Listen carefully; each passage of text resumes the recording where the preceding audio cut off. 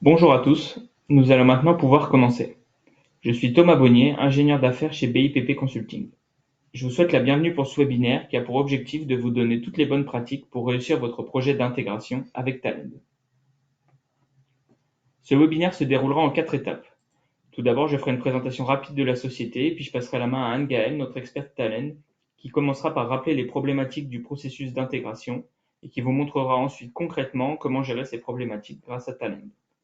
Nous finirons par la traditionnelle session de questions-réponses, mais n'hésitez pas à les poser déjà dans le chat pendant la présentation. L'idée est que ce webinaire soit le plus interactif possible et que vous profitiez au maximum de notre expertise. Alors, BIPP Consulting, rapidement. Nous sommes une société de conseil et services spécialisée dans le domaine de la data.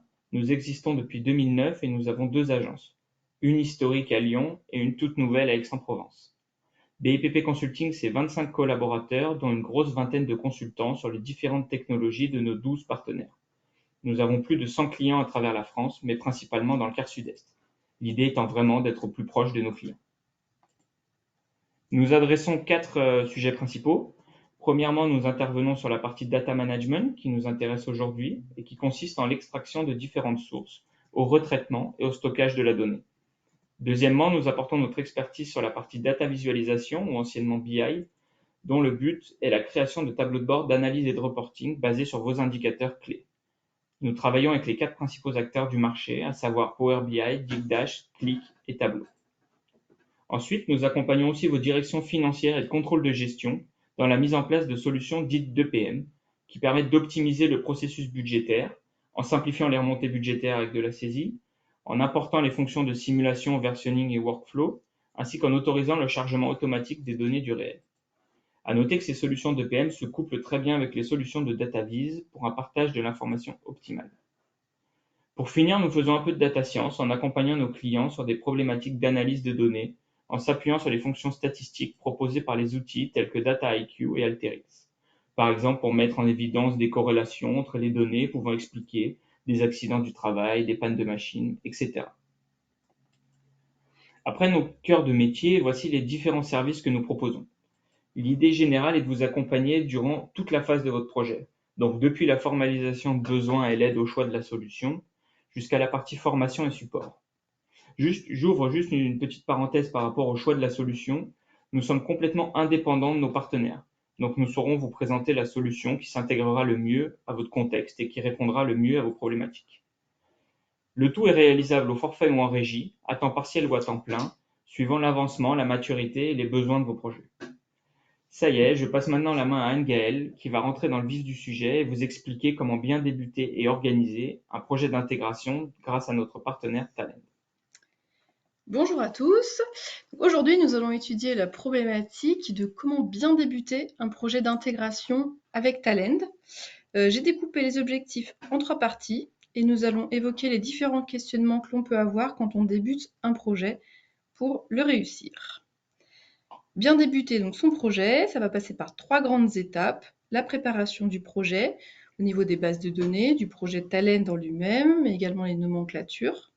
Le développement du projet, les jobs, les bonnes pratiques, optimiser la performance et ou la maintenabilité, et le suivi du projet, donc suivre les rejets et ou les logs, savoir si tout s'est bien déroulé sans avoir à ouvrir les job talents ou avoir des connaissances particulières dans l'outil d'intégration.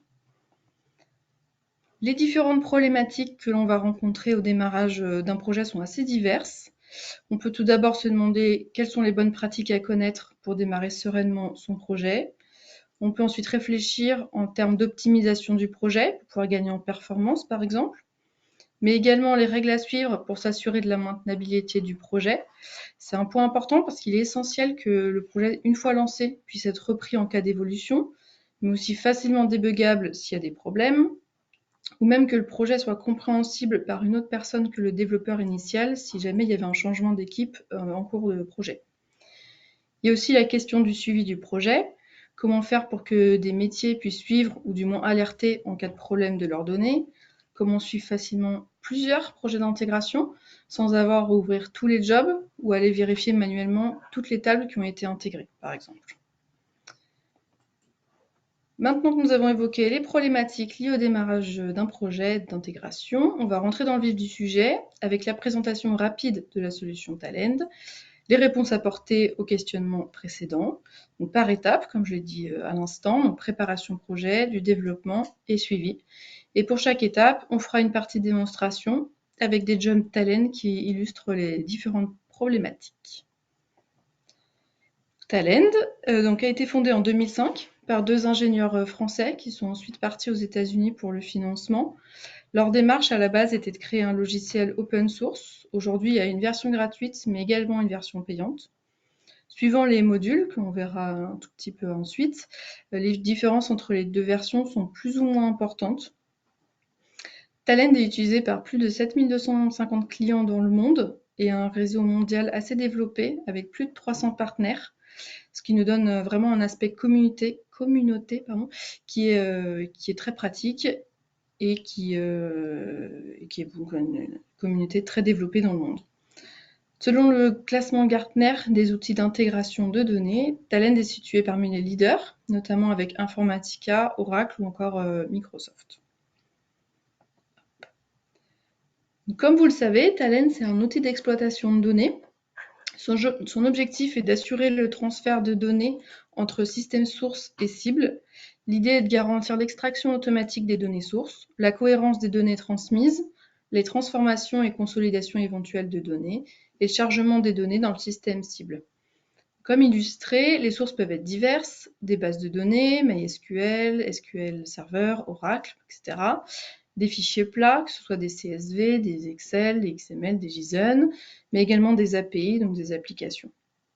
C'est un outil très utilisé à des fins décisionnelles, puisqu'on peut mettre des données sources donc dans une base de données cible, un entrepôt de données, pour qu'un outil de data visualisation aille chercher ces données, mais également pour des échanges de données au sein de l'entreprise. On peut tout à fait, avec Talend, une fois qu'on a transformé nos données, les transformer de nouveau en fichiers plats, par exemple, ou faire des extractions de bases de données. Talend fait partie donc à une plateforme unifiée qui est nommée Data Fabric. Et au sein de cette plateforme, on trouve plusieurs produits. Tous ne sont pas disponibles en version open source, on y revient un tout petit peu après. On trouve parmi ces produits Data Integration, qui est, comme son nom l'indique, qui permet d'unifier toutes les données avec des outils de collecte, de transformation et mapping de données. Data Quality, qui permet de nettoyer et profiler automatiquement les données en temps réel pour ne pas avoir à se soucier des données de mauvaise qualité qui entrent dans les systèmes. Data Integrity et Gouvernance, pour garantir la fiabilité et l'excellence des données tout au long de leur cycle de vie. Application et API intégration, tout ce qui a rapport donc, aux API et aux applications, avec pas mal de fonctionnalités disponibles. Et le Powered by Talend Trust Score, pour vérifier la fiabilité de n'importe quel dataset à tout moment ou à une période donnée pour améliorer la confiance dans les données. Petit comparatif de ce qui est disponible en open source ou en version payante. Donc sur la gauche, vous avez tout ce qui est disponible en open source, Open Studio, TOS. Il y a évidemment moins de produits qu'en version payante. Les versions payantes que vous retrouvez sur la droite avec toute la plateforme Data Fabric. Et dans certains produits, il y a également plus de fonctionnalités dans la version payante et de composants que dans la version gratuite. Par exemple, dans Big Data, on peut intégrer des données en streaming, ce qui n'est pas possible dans la version gratuite. Concernant Data Intégration, qui est notre sujet un petit peu du jour, les principales différences sont au niveau du travail collaboratif et du monitoring. Dans la version gratuite et dans la version payante, on retrouve le Job Designer, à peu près les mêmes composants. Il y en a vraiment, ils sont vraiment nombreux, même dans la version gratuite. Dans la version gratuite, nous n'avons pas le joblet et le schéma dynamique, mais on peut s'en passer, on va dire. Les principales vraiment différences sont au niveau donc, du travail collaboratif, où on a un répertoire partagé dans la version payante, où on peut gérer les différents accès aux membres de l'équipe, voir l'historique des personnes qui ont développé un job, ouvrir des versions précédentes. Également différence au niveau du monitoring, puisque dans la version payante, nous avons accès à la TAC, qui est la Talend Administration Center, où l'administrateur des jobs va pouvoir créer des comptes qui auront accès à l'application, gérer des projets, gérer des droits, autorisations, prévoir des tâches de planification, où on pourra permettre d'exécuter un job toutes les nuits, par exemple, à une heure donnée, ou alors tous les mois, etc. Déclarer des serveurs d'exécution, où les jobs planifiés seront exécutés, mais également suivre l'évolution des jobs grâce à des dashboards directement depuis l'attaque. Plus anecdotique, le support, où avec la version payante, il y a le support éditeur via des tickets. Plus anecdotique puisque, comme je l'ai évoqué tout à l'heure, il y a une communauté très développée et donc on peut trouver pas mal d'informations et en général on trouve ce que l'on cherche sur les forums sur Internet. Après cette rapide présentation de Talend, nous avons évoqué la préparation d'un projet d'intégration. Avant de commencer, il est important de vérifier les capacités de la machine utilisée ou du serveur et de les comparer aux prérequis fournis par Talend, qu'on peut trouver facilement sur Internet, pour être sûr qu'il n'y aura pas de problème au développement ou au lancement des jobs.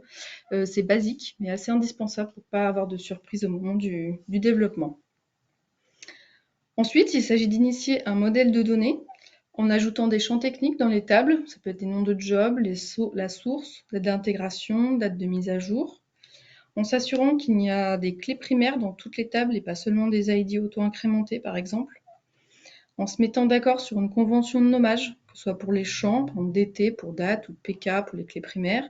Pour les tables, on peut les nommer en commençant par dim pour les tables de dimension ou fait pour les tables de fait, par exemple, ou les jobs. Ça permet d'avoir un projet cohérent dès le départ. Et également en vérifiant que les tables sources et cibles ont été indexées. Ça rendra les appels à ces tables beaucoup plus rapides et permettra de gagner en performance dans l'intégration. Rien n'empêche bien sûr de revenir sur ces différents éléments ensuite, notamment champ clé primaire que finalement on veut appeler ID au lieu de PK, mais il est important de poser la base du projet dès le départ. Au niveau du projet Talend, même avant de rentrer dans le vif du sujet, il y a quelques bonnes pratiques à connaître. Tout d'abord, ne pas surcharger le projet avec un nombre trop important de jobs, ça risque de faire ramer le lancement des jobs. Et ensuite, il y a la possibilité de modifier l'affichage des liens entre les composants, tout droit au lieu de courbe, comme vous voyez l'illustration sur la slide. Ça peut aider l'affichage des jobs sur votre machine. C'est une petite astuce qui ne paye pas de mine, mais qui peut être utile. Les deux principes importants dans Talend au niveau du projet sont les métadonnées et les contextes. Donc, les métadonnées qui servent à paramétrer les différentes sources et cibles du projet, que ce soit des bases de données, des fichiers plats, ça permet de définir le schéma, le type, la longueur des champs de manière automatique et de gagner du temps dans la construction des jobs, surtout si les données sont utilisées plusieurs fois par la suite. Ça permet également d'éviter les erreurs d'inattention dans le développement, donc c'est très pratique. Et concernant les contextes, donc comme pour les métadonnées, il est important d'enregistrer différentes variables dans ces contextes. Les variables de connexion, par exemple, lorsqu'une valeur est susceptible de changer au cours du projet.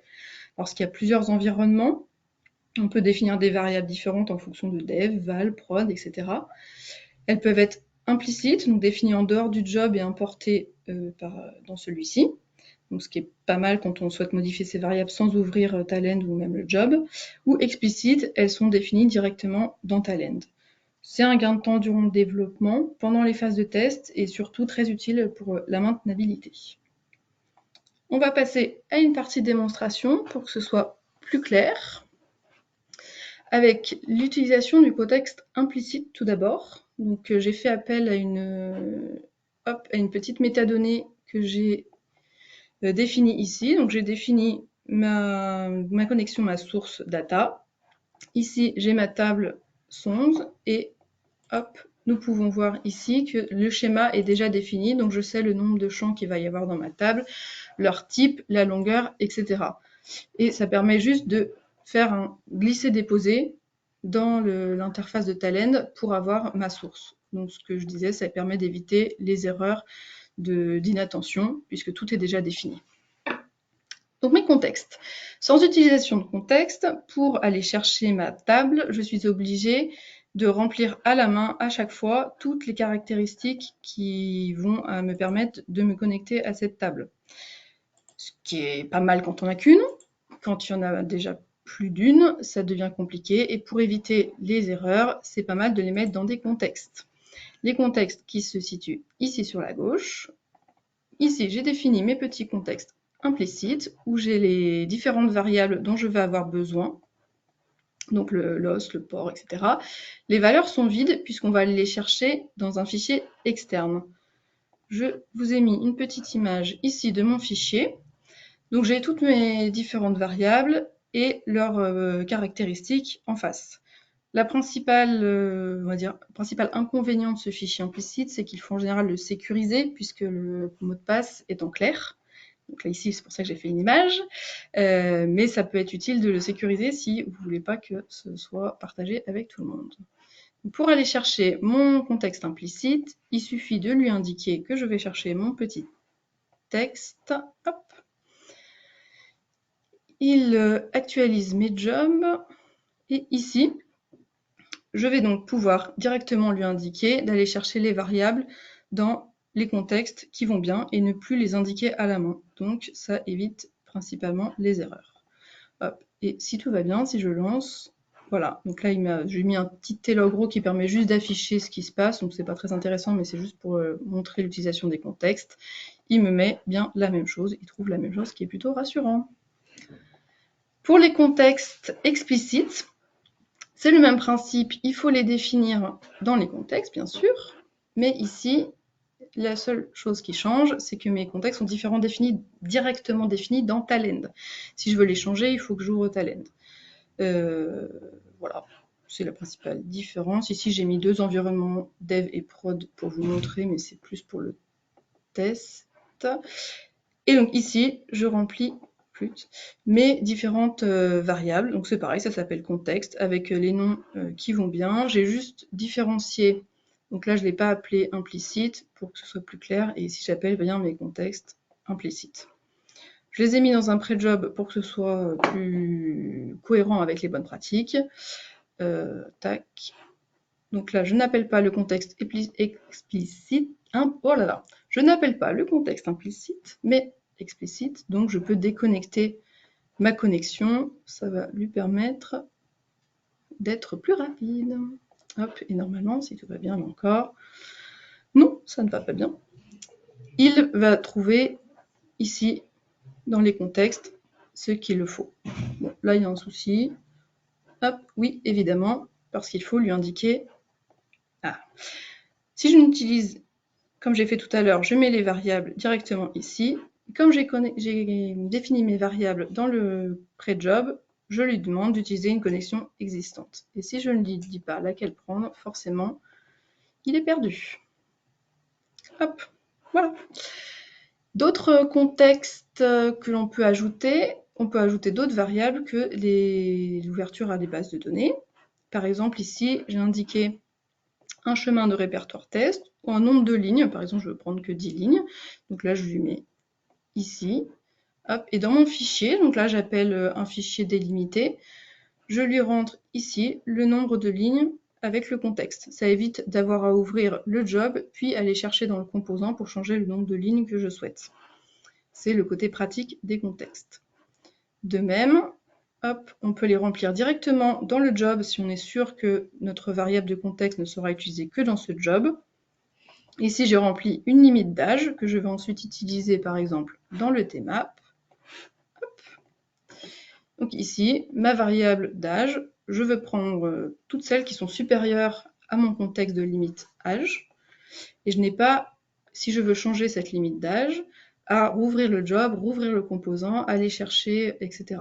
Quand il y en a un composant, ça pourrait tout à fait se faire. Si cette variable est utilisée dans plusieurs composants, c'est un coup en oublier une. Donc, les variables de contexte, très utiles, soit dans les jobs, soit dans le projet. Et les variables de connexion, on n'en parle même pas, c'est un basique obligatoire. Voilà pour les contextes et les métadonnées.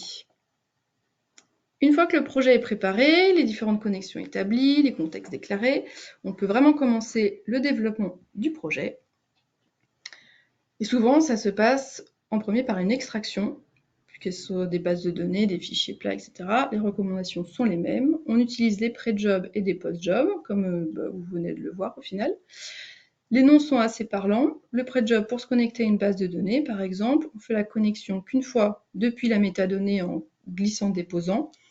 Et on réutilise cette connexion dans tout le job. Ça évite les erreurs de frappe, de mélanger les bases aussi. Donc c'est vraiment très utile et fortement recommandé. Pour le post-job, il est important de fermer les connexions ouvertes dans le job. Si la base est appelée dans plusieurs jobs et que la connexion est jamais fermée, il y a un risque de surcharge de la base et qu'elle ne réponde tout simplement plus au bout d'un certain nombre de connexions, ce qui serait assez dommage. Au niveau des requêtes SQL, dans les composants TDB Input, où l'on va chercher la donnée en source, il faut trouver un compromis entre la complexité des requêtes et la maintenabilité du flux. Plus la requête va être compliquée, avec de nombreuses jointures par exemple, et plus Talend va gagner en puissance, car c'est le serveur de la base de données qui va être utilisé et pas celui de Talend, si ce n'est pas les mêmes bien sûr. Mais une requête compliquée, ça veut dire plus de temps de debug en cas de problème, plus de difficultés à reprendre le flux par la suite. Donc c'est vraiment un compromis à trouver entre la performance et la maintenabilité. En tout cas, ce qui est sûr, c'est qu'il faut se limiter aux champs dont on a besoin par la suite. C'est pas besoin de tout importer. Par exemple, un petit peu plus bas, où j'ai importé que l'ID, nom et date de naissance. Si j'ai pas besoin des autres champs, ça sert à rien de les importer. Donc ça va faire gagner en performance Talend de pas tout prendre et de les trier par la suite. Il ne faut pas hésiter également à utiliser les différents opérateurs SQL, par exemple le where, pour limiter les champs extraits. Ici, la ville de naissance, où je me suis concentrée sur Lyon, Paris, Marseille.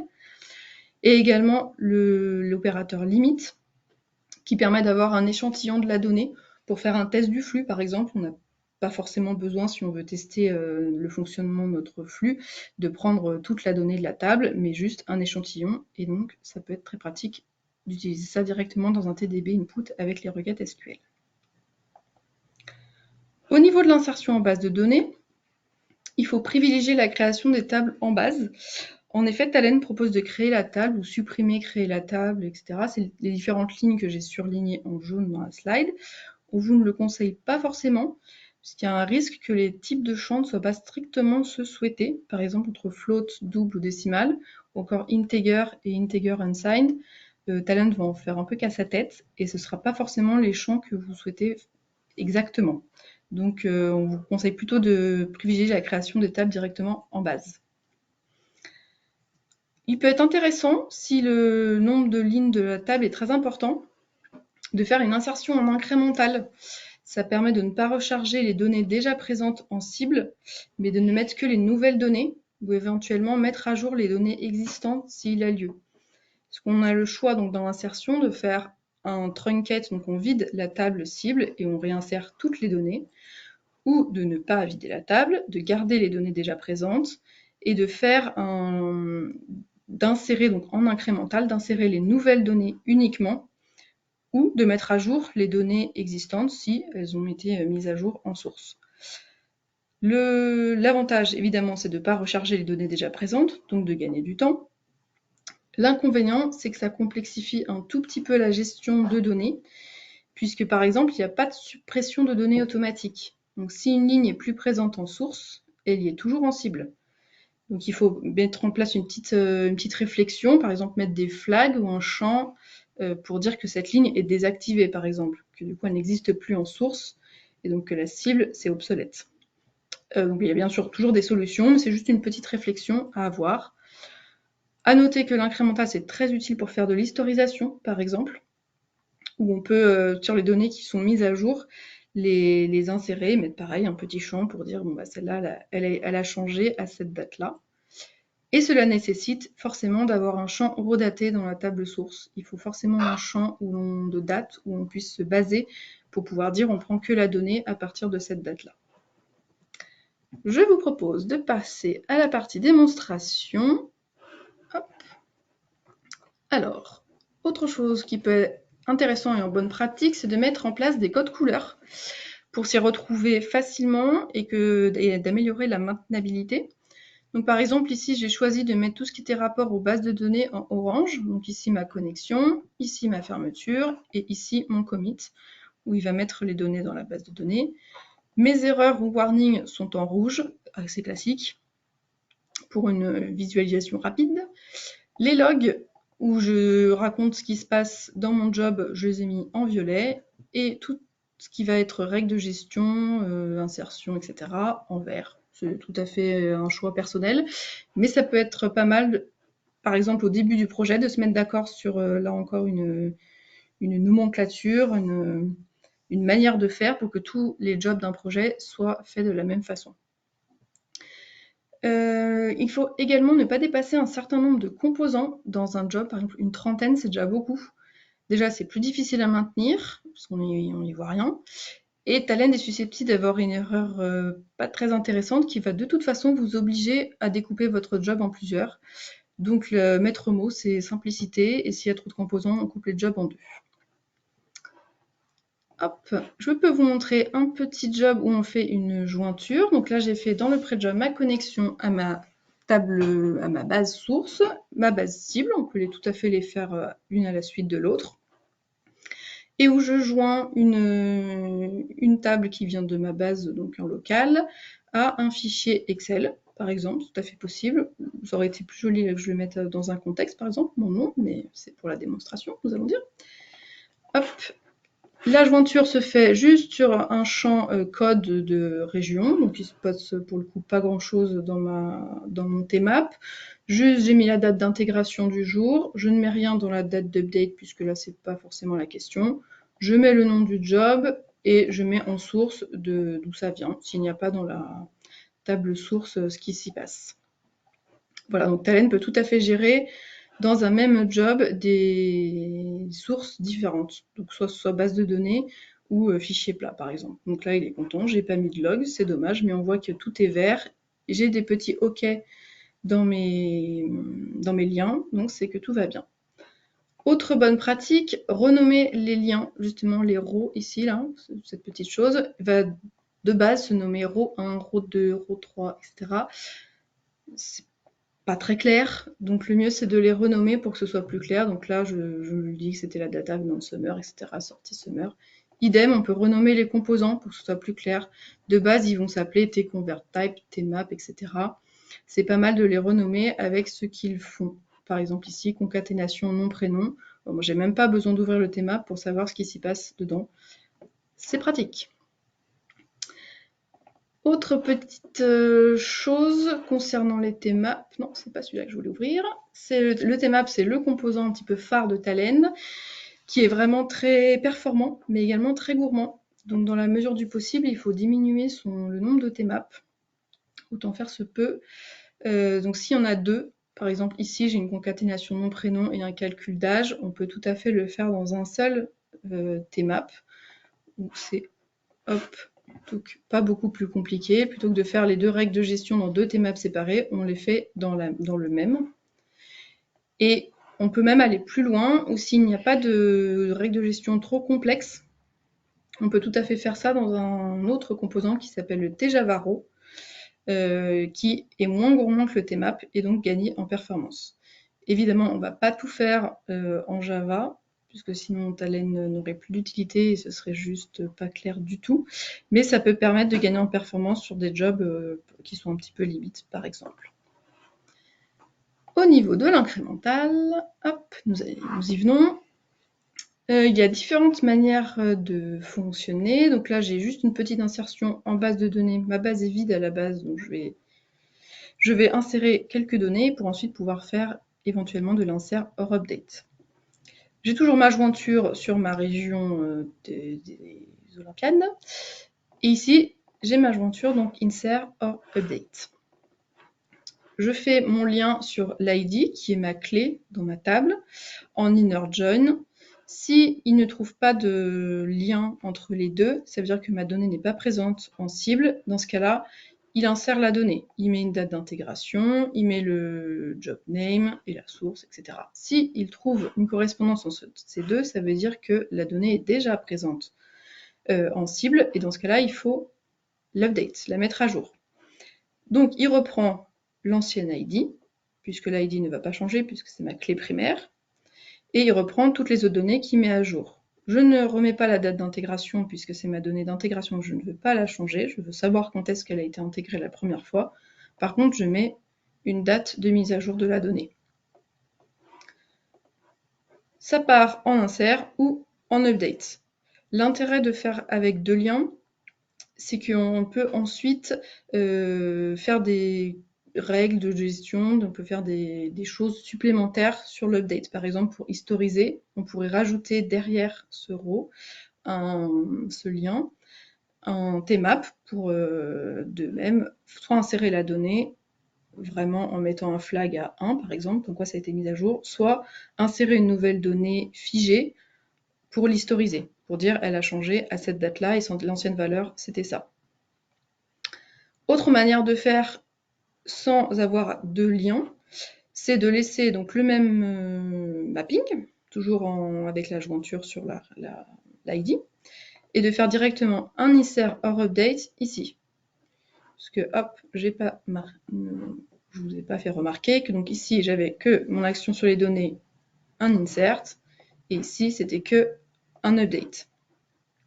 Mais on peut tout à fait, puisque vous avez vu qu'il y avait pas mal d'actions possibles, de faire directement insert or update.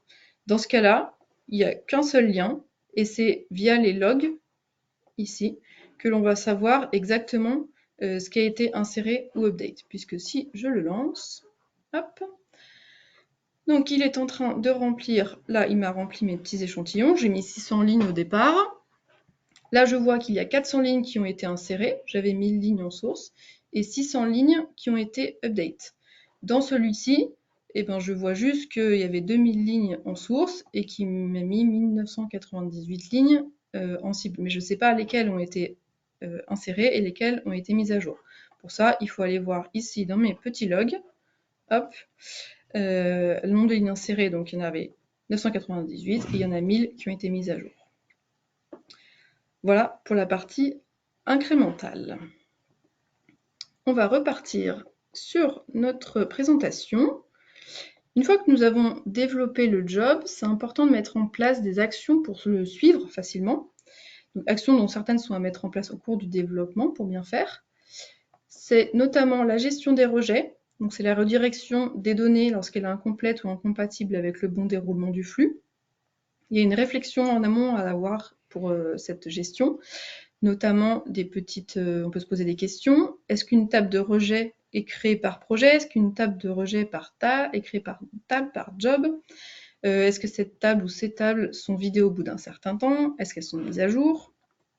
Ça nécessite une petite réflexion, surtout si c'est mieux en tout cas d'inclure les personnes liées au métier dans cette réflexion, puisque c'est potentiellement elles qui vont aller corriger la donnée et dire ce qui ne va pas. Donc c'est important de les inclure dans cette gestion. En tout cas, la bonne gestion des rejets, ça permet de gagner du temps, car on sait quelles lignes ne sont pas passées, pourquoi, dans quel job, d'améliorer la traçabilité pour les mêmes raisons que je viens de citer, et une amélioration de la qualité de la donnée, puisque des données insuffisantes ou fausses, elles ont été écartées jusqu'à être corrigées. Je vous ai mis un petit exemple de structure de table de rejet, avec les différents champs qui permettent d'avoir une vision assez claire de la ligne qui est partie en rejet, donc d'où vient-elle, pourquoi elle a été rejetée. Donc là, on a la source, on a la clé. L'idée, c'est d'avoir des messages d'erreur compréhensibles par la plupart, par exemple les personnes du métier qui ne sont pas forcément techniques. Donc là, il y a les messages, le champ correspondant à la clé, il est vide, donc forcément, ça ne peut pas marcher. Il y a un problème de conversion, il essaie de convertir ce champ, il est nul, il n'arrive pas à le convertir. L'idée, c'est vraiment que ce soit assez clair. Dans le suivi, il y a également la gestion des logs, donc, qui permet de garder des traces des actions menées dans le job. Donc on peut par exemple renvoyer la durée d'exécution du flux, le nombre de lignes initiales, le nombre de données finales, le nombre de lignes qui sont parties en table de rejet. Donc pour ça, on va utiliser des composants d'erreur, donc les TWARN ou les TDI. Typiquement, si la connexion ne fonctionne pas avec le TDI que vous avez vu tout à l'heure en rouge, c'est pas la peine d'aller plus loin. Donc le TDI va arrêter le job et dire je ne trouve pas la connexion, je ne trouve pas la base. Pareil, s'il n'y a pas de ligne dans une table intermédiaire, par exemple, s'il faut forcément qu'il y ait des lignes, on peut juste s'arrêter là avec un petit composant d'erreur et dire il y a un problème. Ce balisage du flux, c'est très utile pour justement savoir ensuite où est-ce qu'est arrivée l'erreur et ne pas avoir à se palucher tout le flux pour savoir où est-ce qu'il y a eu l'erreur. Donc ça fait gagner du temps de débugage, de maintenance, etc. Donc la gestion des logs, ça fait un gain de temps et une traçabilité améliorée, comme pour la gestion des rejets. Le but, c'est donc de pouvoir alerter les bonnes personnes en cas d'erreur, soit du job, soit du manque de données dans une table. Donc on peut leur envoyer un mail, par exemple, avec des pièces jointes. Il y a beaucoup de choses qui sont possibles. Et comme ça, on peut savoir réellement où regarder dans le flux si ça arrive, même sans avoir à l'ouvrir, ce qui est quand même très pratique. Notre partie démonstration. Hop, donc si je vous montre ma source, donc ma source c'est ceci, donc je l'ai appelé STG Hub, c'est plutôt par des fins décisionnelles typiquement. Donc ma source c'est une copie de ma source, donc par exemple ici j'ai fait exprès de créer quelque chose qui va nous poser quelques soucis.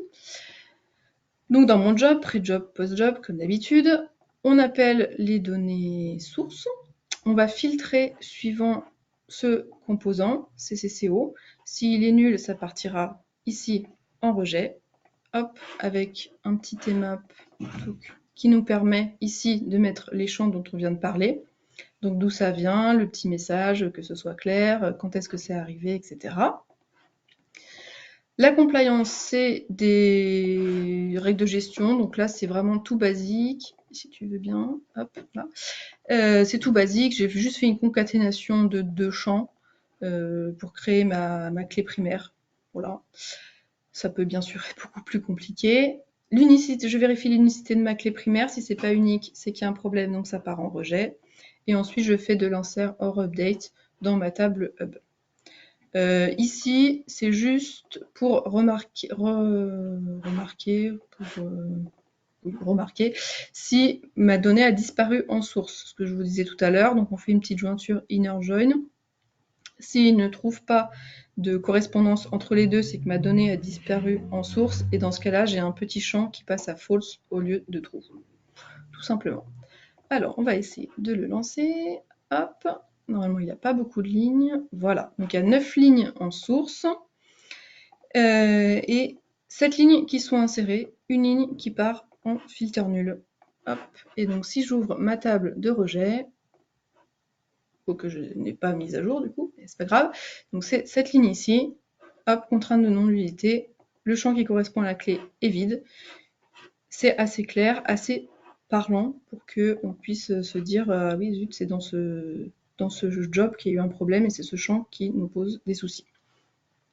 Au niveau des logs, juste pour illustrer ce que je vous ai dit tout à l'heure à propos des mails, donc là j'ai juste un job pareil tout bidon, on fait une concaténation de mon prénom et on calcule l'âge. On va créer un petit fichier dans un dossier où il va me mettre un fichier donc avec le jour et l'heure de quand le job a tourné, et ces données-là, donc le nombre de lignes insérées, la durée du flux, et si ça se passe bien, il m'enverra même un mail en me disant l'intégration de la table s'est bien passée. Donc on va tenter, hop, donc là, il mouline, il est content, ok, il me dit qu'il a terminé, donc on va aller voir, hop, dans mon dossier, j'ai bien un fichier de console, qui est normalement 2023 04 18 11h45, donc qui a bien le nombre de lignes insérées, la durée du flux. Hop, et comme il fait bien les choses, il m'a même envoyé un mail pour me dire ça s'est bien déroulé, je suis content. Ça peut être très utile pour les gens du métier justement, qui soient rassurés de se dire que leurs données sont bien intégrées au bon moment. On peut évidemment faire l'inverse, c'est si ça se passe pas bien, il m'envoie un mail. Rapidement, je voulais vous montrer ce qu'on a développé en interne pour suivre l'intégration des données de nos clients. On a mis en place une gestion de rejet et des logs standardisés qui nous permet de suivre l'évolution des intégrations depuis un tableau de bord Power BI. Hop. Donc voilà, donc là ici, bien sûr, il est anonymisé, mais ça permet de vous rendre compte ce qui est possible pour le suivi d'un projet plutôt que de tout ouvrir ou même d'aller chercher les logs un à un. Donc là, c'est parce que potentiellement on a plusieurs clients. Et donc sur la page d'un client, on peut suivre toutes les intégrations qui ont eu lieu, par exemple, le nombre de lignes qui a été intégré à cette date-là et cette heure-là, les 10 dernières intégrations, ce qui s'est passé, leur durée, avec un suivi en volume et un suivi en durée qui permet de suivre plus dans le temps ce qui s'est passé. Et en cas d'échec, on passe juste la souris sur échec et on voit directement le job qui pose problème, le composant et ce qui s'est passé. Donc là, on voit qu'il y a une date qui n'est pas passée parce que 50 en heures alors que la journée fait que 24 heures, forcément, il s'est dit qu'il y avait un petit souci. Et donc ça permet rapidement de voir toutes les intégrations de tous les jobs qui peuvent être intéressants. Donc voilà ce que nous, on a mis en place quand on a une gestion des rejets et des logs qui est optimale, je dirais. Nous arrivons à la fin du webinaire. Juste un petit résumé pour les atouts de la solution Talend. Donc au niveau de la source et traitement, qui est de charger les données depuis les différentes sources, d'intégrer et préparer ces données sources, évidemment, changer le format, appliquer des règles métiers, etc. Réaliser un mappage des différentes sources pour réunir des données, donc typiquement un entrepôt de données pour de la BI. Gérer simplement les rejets, restaurer ou effectuer un rollback des données en cas d'incident, suivre facilement les intégrations, ce qu'on vient d'évoquer. L'interface est assez ergonomique, comme vous avez pu le constater. On peut développer et déployer des jobs d'intégration très rapidement et ça permet d'accélérer la livraison des données. Nous arrivons à la partie des questions-réponses. Donc, si vous avez des questions, n'hésitez pas. C'est à vous.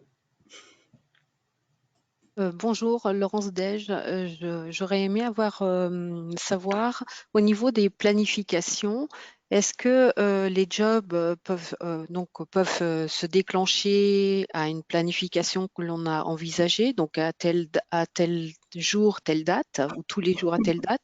Est-ce qu'ils peuvent se déclencher par la présence d'un fichier, par exemple? Il y a un fichier qui est détecter la présence d'un fichier et se déclencher Automatiquement. à l'arrivée du fichier. Alors, donc déjà, la planification, c'est typiquement une des choses qui est différente entre la version payante et la version open source. Donc, avec la version payante, la planification va se faire via la Talend Administration Center. Et donc, ce sera très facile de mettre en place effectivement ce que vous dites, une planification à un jour donné, une heure donnée, etc. Pour la version gratuite, pour le coup, ça va se faire en construisant donc notre job et en lançant ce job via un planificateur de tâches, par exemple sur Windows. Donc cela, ce sera en externe, on va dire, de Talend. On va exécuter le job que l'on aura construit via Windows. Pour votre deuxième question avec l'exécution avec la présence d'un fichier, je ne l'ai personnellement jamais fait. Comme ça, je dirais que je vois pas trop comment c'est possible, mais c'est potentiellement à creuser. Je pense que c'est en tout cas plus simple à faire via la version payante, via la TAC, puisqu'il y a vraiment beaucoup plus de possibilités qu'avec la version gratuite. Mais Talend offre vraiment beaucoup de possibilités, donc ça m'étonnerait pas que ce soit possible. Mais je ne l'ai personnellement jamais fait, donc je ne peux pas être certaine de ma réponse. D'accord, merci.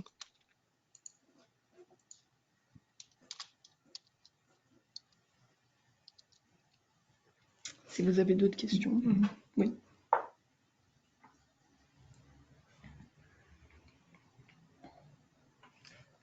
Non, pas de questions?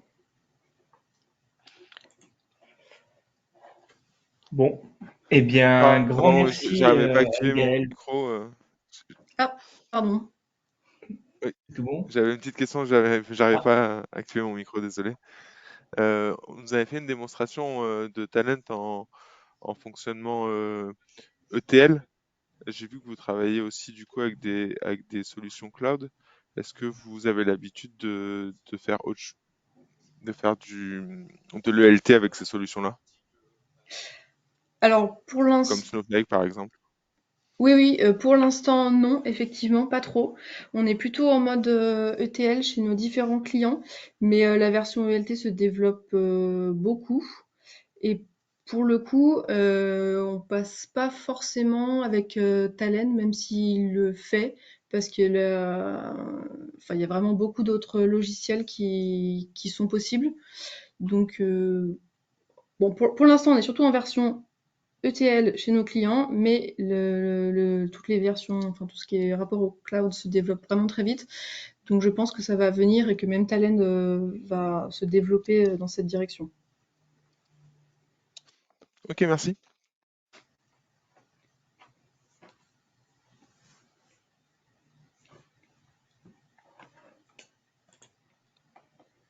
Bon, eh bien, merci, un grand merci Anne-Gaëlle pour ta présentation. J'en profite pour vous informer que le replay sera donc disponible demain sur la page YouTube de BIPP. Et puis, vous retrouverez là-bas tous nos webinaires déjà réalisés sur le pilotage de la performance et l'optimisation des process.